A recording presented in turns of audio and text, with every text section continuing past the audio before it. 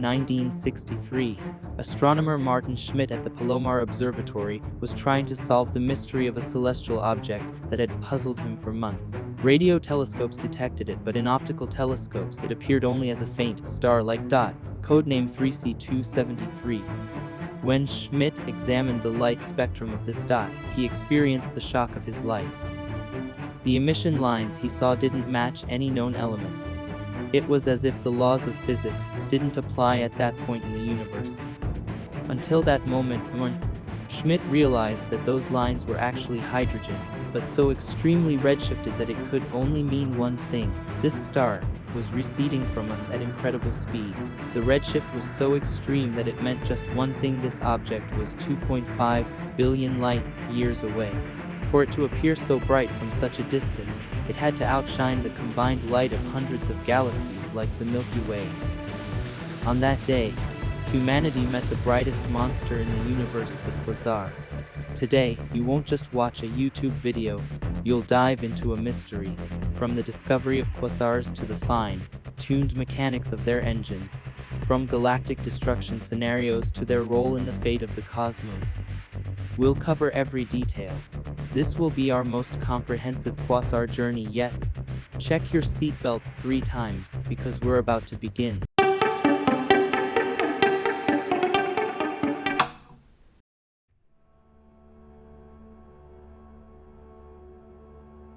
To understand a quasar, we need to look at 3 basic details on its ID card: its engine, its fuel tank, and its weapons.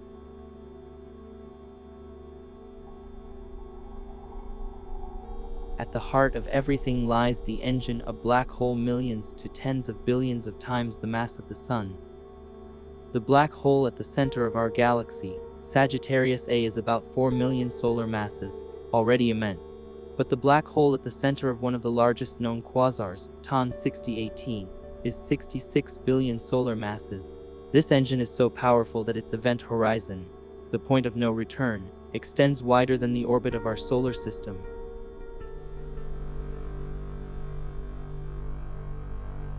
Now, the source of that legendary brightness. The monster's fuel tank is everything around it: stars, gas, dust. This matter spirals in and forms what is known as the accretion disk. And here's where physics goes wild. Even the outer layers of the disk reach tens of thousands of degrees and emit ultraviolet light. Closer in, friction and gravitational compression push the temperature into the millions, producing X-rays. This disk is dozens of times more efficient than a nuclear reactor. It can convert 10–40% of the infalling matter's mass directly into energy. That's an extraordinary rate. Here, Einstein's EMC plays out in its purest, most violent form.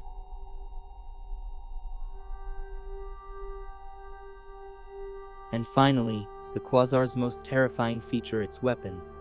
Magnetic fields, twisted by the black hole's spin, act like a dynamo, capturing plasma from the inner disk and flinging it out of the black hole's poles. But what a launch! These jets can blast out at 99.9% the speed of light. Relativistic jets are focused beams of energy that can stretch for hundreds of thousands, even millions of light years. Wherever they go, they bring chaos and destruction.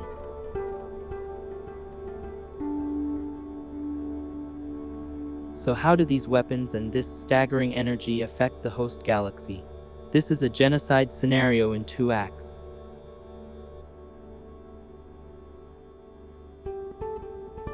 The moment a quasar ignites, it floods its surroundings with radiation equivalent to trillions of suns. This isn't just heating. High-energy photons slam into the cold gas clouds that galaxies use to form stars, ripping electrons from atoms. This is ionization. The ionized gas overheats, expands, and loses density. It can no longer collapse under gravity to form stars. Star formation first slows, then stops completely. The quasar sterilizes its host galaxy with radiation.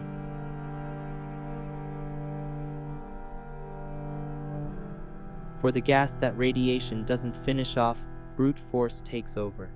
Radiation pressure drives galactic winds, blowing outward at tens of thousands of kilometers per second. These winds push the gas out of the galactic center. And then come the final, deadliest strikes, the infamous jets. Acting like cosmic flamethrowers, they sweep aside everything in their path, blasting the galaxy's raw material into intergalactic space. A quasar can eject hundreds of solar masses of gas every year. By comparison, our Milky Way only forms 1 to 2 solar masses worth of new stars annually. In other words, the quasar destroys far more than its galaxy can create.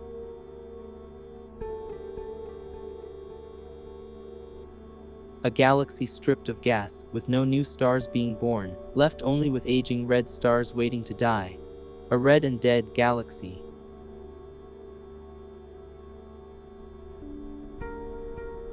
So much destruction, but what was it all for? This is where the monster reveals itself as an architect.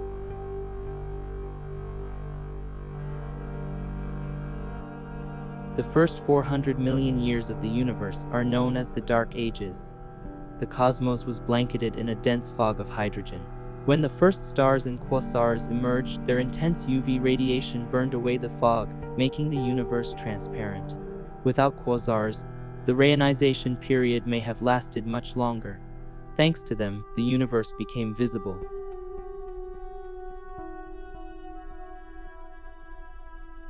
Quasars also act as feedback mechanisms that prevent galaxies from growing unchecked. When a galaxy swallows too much gas, it feeds its central black hole and ignites a quasar. The quasar then blows away the gas, cutting off its own fuel supply and halting the galaxy's growth. This cosmic balance helped shape today's vast but orderly web of galaxies.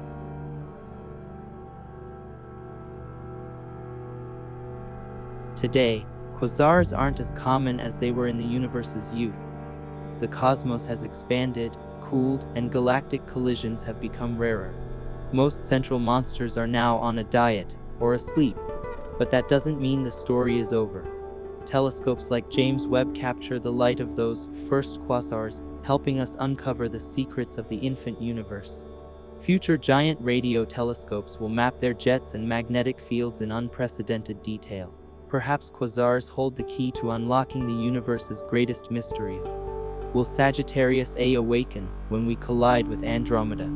Could quasars help us solve the riddle of dark energy? These questions form the frontier of science.